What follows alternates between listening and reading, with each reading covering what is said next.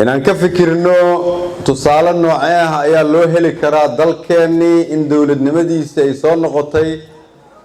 ama uu ku socdo dariiqii dawladnimada. waxaa tusaale u ah ciidanka dhalinyarada ay hor fadhiya.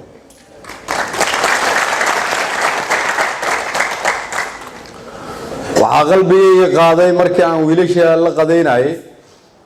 oo aan weydiiyey xaggee baad ka timaadeen. mid yiraahdaa waxaan ka nimid Baydhabo, mid yiraahda degmada Hodan aan ka imid, mid yiraahda Beledweyne aan ka imid, mid yiraahda Jowhar aan ka imid, mid yiraahda Garowe aan ka imid.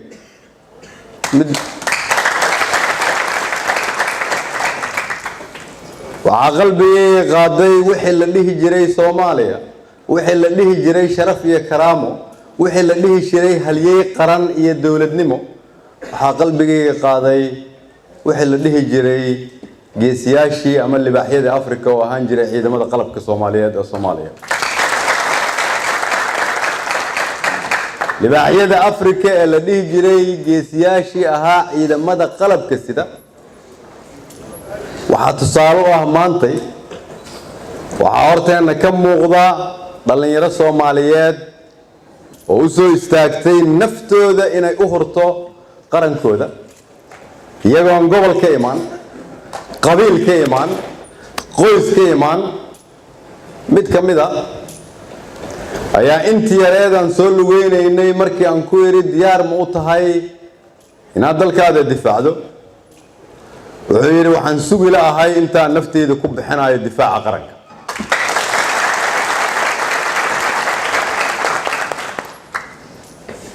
inta qof saasay uu joogo annaguna waxaan ugu waajibaa idinkoo kale ma noqon karna inaan isku dayno idinkoo kale inaan noqono haddii Ilaahay yiraahdo.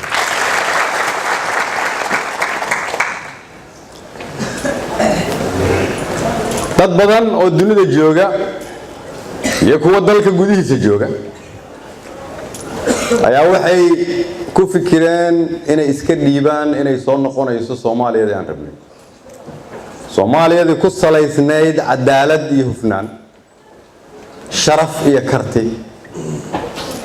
qabyaalad la'aan. Soomaaliyada ku salaysnayd qarannimo. Soomaaliyada loo soo ordi jiray aan laga ordi jiray. Soomaaliyada la lahaa waa isku af, waa isku diin, waa isku dhaqan, waa isku midab, waa isku dan. dad badan baa waxay islahaayeen Soomaaliyadaas ma imaanayso. dad badan baa waxay islahaayeen madax iyo ciidan intaas aaminsan ma imaanayaan. maanta ayaan haynaa jawaabta. Ilaahay baan ugu mahad celinaynaa. walaalayaal, waxaan rabaa inaan idiin sheego dal burburay waxaa dhisi karaa ciidan. nabad la waayey waxaa soo celin karaa ciidan. dawlad taag daran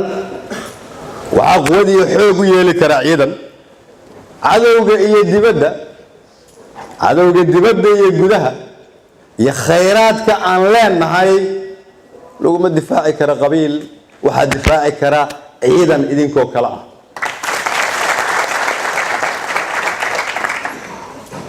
maanta dalkan waxaa badbaadin kara ciidan aan daacad u ahayn qabiil, aan daacad u ahayn qolo, aan daacad u ahayn dangaar ah, aan daacad u ahayn kuwa caadaystay inaan dhulka naalno waanaan dusha u soo kacin. ilna dhaqanka xumaa oo dalkan jiray, dhaqanka ku saabsanaa ama ku salaysnaa in been lagu fadhi ku diriro, in shaqadeennu ay fadhi ku dirir ahaato aan la shaqayn, in been la isu sheego, in qabyaaladdu ay qarannimada ka weyn tahay, in xoolaha dawladda in la dhaco ama la qaato indhaheenna aan ku fiirsadanno ayna nala noqoto caadi ayadoon laga qaylin. iyo wiilasheenna iyo gabdhaheenna iyo hooyooyinkeenna jidadka lagu dilo oo la yidhaahdo qof baa la dilay aanay qof ka weynayn.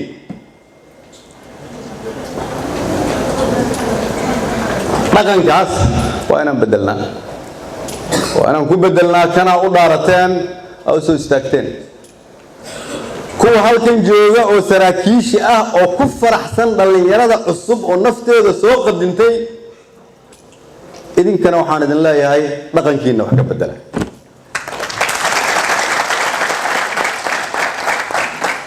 kuwana wasiirada ah iyo ra'iisul wasaarayaashana waxaan leenahay wiilashana si aan inooga halaabin annaguna waa inaan dhaqankeena wax ka bedelnaa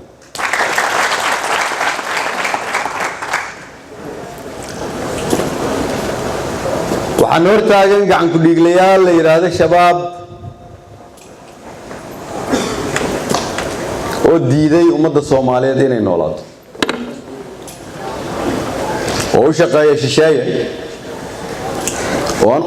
arxan yeelaynin qof Soomaaliyeed dhalinyaro waayeel gabar iyo wiil faqiir iyo tujaar culum iyo caamo xirfad la iyo xirfad laawan qof aanu abayeelin qof Soomaaliyeed oo u shaqeeya cadow gaalo la xiran ku qaraabanaya diin been ah sababtoo ah maanta aan ogaanay boqolkiiba 50 ama 60 waxa la ii sheegay dhalinyaradan intooda badan inay xaafidul quraan yihiin marka waa ognahay Soomaha shabaabku inaanay diin islaan matalayn culumadii iyo ciidankii idin kala shaqeeyay ayaan ilaahay uga mahad celinaa shaqadan ay soo qabtaan laakiin wadanku waxa uu leeyahay dhibaatooyin kale inaad shabaabka ku xoreysaan oo ah qodobka labaad iyo qodobka koowaad oo ah nafteena inaan xoreyno marka hore sababtoo ah haddii naftaadu ay qabyaalad ku salaysan tahay ama urur gooni uu ku xakumo ama qabiil gooni uu ku xakumo macnaheedu waxa ay tahay waxaad dhiibtay qayb kamid ah xorriyadaada waxaad dhiibtay qayb kamid ah maskaxdaadii oo qabiil u ribaysay sababtoo ah maskaxdii ilaahay ku siiyay ayaad aqbashay inaad intaad iska dhiibto iyadii dhinac kale lagu jeediyo marka inaan dhaqanka bedelno inaan shabaabka la dagaalno gacan ku dhiiglayaasha arxawan laawayaasha aan ugu bixinay dagaal kala jira oo ah inaad dhagihiina furtaan waxaa jira kuwa la yiraahdo af ku dhiiglayaal oo dhaqankeedu uu caadaystay dhaqankoodu inuu ahaado Soomaalidu waa xun tahay Soomaaliya saanay ahaanaysaa saanay ahaan jirtay oo wadankooda wax xun waxaan ahayn aan ka sheegin oo ummadda isku dira oo shaqadoodu ay tahay dalkeena inay iibsadaan ma aqbalayna iyagana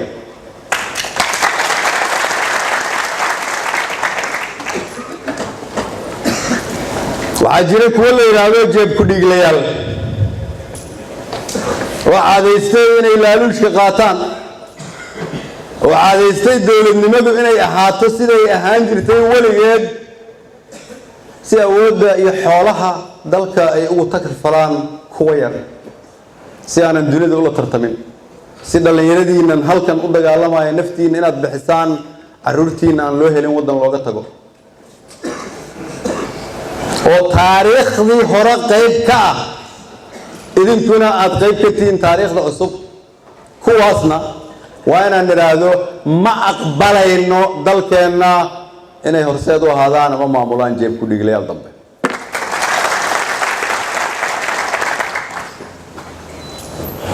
waxaa jira kuwa la yiraahdo qalin ku dhiiglayaal oo dhaqankoodu noqday iyagoo ajnabi u shaqeynaya inay wax walba xun wadankooda ka sheegaan hadda ka hor baan niri haddii aadan dalkaada wax u tari karin ka aamus dalkaada kuwa magaalada jooga ama dalka dibadiisa jooga oo caadaystay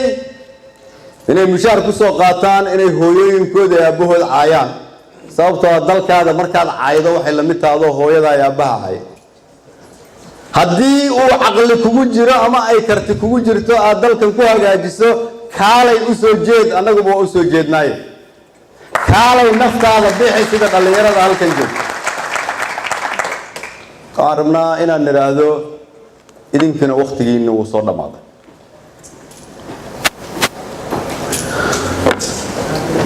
waxaa jira kuwa la yidhaahdo urkudhiglayaal oo dhibsanaya dalkoodii inuu hagaago waa ninkii halkan soo istaagay waa abwaankeenna sharafta lahaa oo noo sheegay sidii ugu fiicneed oo aan anigu u sheegi karin wuxuu yidhi aniga mucaarad isku ah